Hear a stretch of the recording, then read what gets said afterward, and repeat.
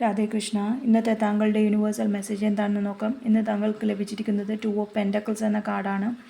ഒരേ സമയം ഒന്നിലധികം കാര്യങ്ങൾ, മേഖലകൾ, ജോലി, ബന്ധങ്ങൾ എക്സെട്ര ഒക്കെ ബാലൻസ് ചെയ്യേണ്ടി വരും എന്ന് മെസ്സേജാണുള്ളത്.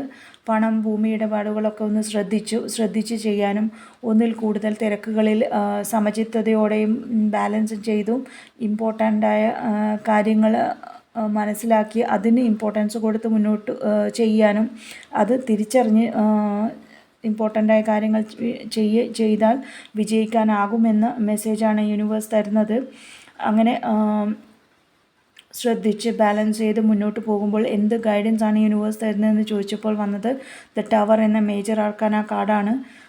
ഒരു പക്ഷേ നിങ്ങളുടെ ജീവിതത്തിൽ വരാൻ പോകുന്ന അപ്രതീക്ഷിത മാറ്റങ്ങളെ കരുതിയിരിക്കാനും സത്യസന്ധതയോടെയും കഠിനാധ്വാനത്തിലും കെട്ടിപ്പൊക്കിയ ബന്ധങ്ങൾ, ജോലി, വിശ്വാസങ്ങളെ നിലനിൽക്കൂ എന്നൊരു ഗൈഡൻസ് ആണ് യൂണിവേഴ്സ് തരുന്നത്.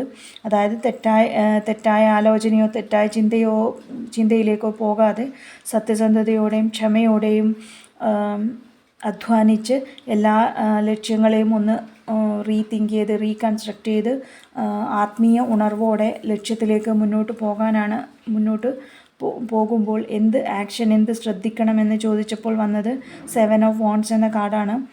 അതായത് സത്യസന്ധതയോടെയും സ്വന്തം നിലപാടുകളിലും വിശ്വാസങ്ങളിലും ഉറച്ചും വെല്ലുവിളികളെയും തടസ്സങ്ങളെയൊക്കെ നേരിട്ട് പ്രതികൂല സാഹചര്യങ്ങളിലും തളരാതെ മുന്നോട്ട് പോകാൻ ശ്രദ്ധിക്കാനാണ് യൂണിവേഴ്സ് പറയുന്നത്.